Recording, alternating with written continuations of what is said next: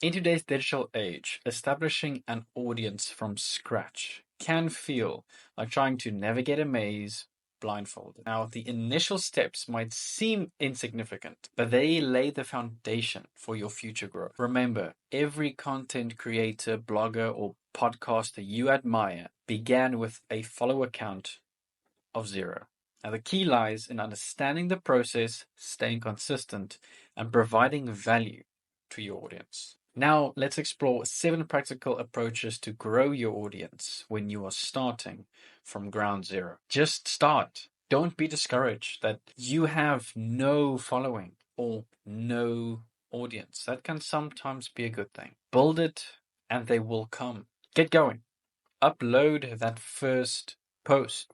See how it feels. Probably nothing. That's a good thing. Now just make a few tweaks, improve it slightly, put it out again. That first like or view, nothing ever beats that, especially if your expectations aren't that high. I remember when I started on Instagram, I used hashtags like hashtag beautiful sunset or hashtag this is beautiful. That's the worst strategy. My sister, shout out to you, told me I should use hashtags like hashtag nature, hashtag sunset, hashtag outdoors. Keep in mind this was in 2014, that's 10 years ago. And my photos went from 10 people seeing it to 500 people seeing it. Just that small, simple tweak. Now, I would upload photos of landscapes, cars, flowers, sunsets, old pianos. Then I noticed, by a mile, sunsets always performed the best. Now, my audience loved them, and so did I. Then it was landscapes, and then flowers. People really didn't want to see my car and old piano photos. Great, that's feedback. Keep in mind that the views or likes are just feedback. See what works, see what doesn't, and then adjust. Don't take it personally. It's just business. Focus on the process, not the outcome. Number 2, consistency. Here I am, 10 years later. Nothing happened overnight. But there is a silver lining. You can build on the success and foundation of others. But I highly recommend to couple that with your own style and voice. Do not reinvent the wheel. You don't need to slug through what others have already done. I've already shared so many of my own experiences which you can build on, this video being one of them. That being said, you're also going to learn a few things on your own. You are going to find your voice, the way you communicate, how to teach or entertain, how to present. Imagine this. You're going to post every day for the next 3 months, the next 100 days. Improve just one thing every single time. Now, when I say improve, I mean what will progress what you are putting out, what will make it more valuable. And you will know if you progress because you will get more views or likes or conversions. That's the feedback we spoke about. It only takes one of those 100 posts. If you're uploading to multiple platforms, even better because it increases your odds. It only takes one of those pieces of content to take off, and people will watch everything you've posted or made previously, and the rest could be history. It starts with starting and then showing up every day and doing what needs doing. You don't have to be excited, you just have to do it. If you struggle to be consistent, adjust your timeline. Instead of having a goal for the next month, 3 months, or year, make it a goal for the next 3 years. So, in order to achieve your goal in the next 3 years, you have to be consistent. Whether it's going well or bad today, it doesn't matter. What matters is all these days that will add up in the next 3 years. So, don't rush it, even though you want to, but the time will fly by. Number 3, what do you do? So, besides posting more and learning from it, what else is there? 3 things. Understanding what you do and what you make. So what do you do? What do you make? Have you written it down? Do you know where you want to go with it? At least in the next 12 months.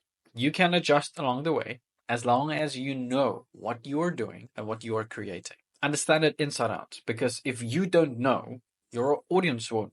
Number 2 is, what is the amount of people that know what you do? How many people know what you do online? How many followers do you have across all your platforms. Keep in mind that you will perform better on certain platforms than others. So I highly recommend trying them all out for 3 to 6 months. Then take that data and make a strategic decision where you should allocate most of your time and resources. You might think you're good at writing, but you might be excellent at making videos. Just give it a try and allow it to settle in. Your audience will decide whether what you're providing is valuable or not. So don't be scared of the feedback. You might surprise yourself. When I started my website and writing articles, I don't think my writing was necessarily good. It was all right, but thousands of people began reading it. That must have meant something. And that boosted my belief that maybe I am good at this. I just didn't know it until I tried it. So surprise yourself and give something you think you're bad at a try. Number 3, what is the value you provide to the people who know what you do or make? Value. That is what it is all about. Value. Whether it's entertainment or knowledge, it brings us value. So, what is the value you provide to the handful of people who's following you? A great quote by businessman and guy on YouTube, Gary Vee. You're so focused on the next 100 followers. You've given no love to the 7 people who've decided to watch or read what you're putting out. That is something that has stuck with me for so many years. Be aware of the value you provide and follow through on it by connecting with your audience. That way, you can discover the value you provide. Views and followers are just one metric. When someone comments or sends an email about how you've opened their eyes or changed their life, now that is value. Number 4, winners and losers have the same goals. Your goals don't make you unique. It is your activities that make you unique. The action you take. The goal of the winner is to commit to the activities. The goal of the loser is to commit to the goal. Commit to the process. Figure it out along the way. There's going to be good days, there's going to be bad days, but eventually it will work out. I love the quote from Finding Nemo where Dory says, just keep swimming. That's something that's been engraved in me since childhood. Just keep swimming. I took that and tweaked it a bit, and I just say keep moving forward. Same thing. You might ask, well, how long is it going to take? It's going to take as long as it takes because the goal was never the outcome. The goal was doing the thing. It's great to have goals because they set the direction. Now it is necessary to have a plan. When you have a plan, then you develop a strategy. A strategy is based on some form of logic. Inside a strategy, you don't have goals but targets, because targets are necessary because it provides feedback on how well your strategy is doing. Number 5, you need to upload more. Maybe you've been dabbling with uploading your work online. One post every other day is really not going to do it. There is a plan though. You're not uploading for the sake of uploading. What you want is feedback through likes, views, impressions, comments, the list goes on. You want to discover what type of content resonates most with people, especially your people. Then put out more of that. Refine it, create more ideas around that idea, and begin to polish it. There is no excuse for not having ideas. You have so many ideas. Just give yourself time to think and begin writing them down. There is ideas all around you.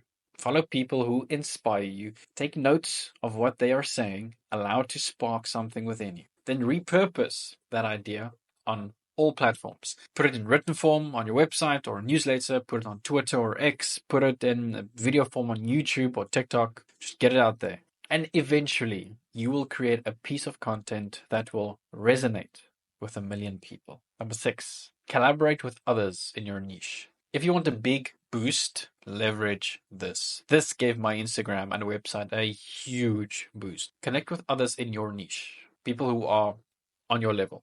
Collaborate. Do a video or article together or a podcast or an interview.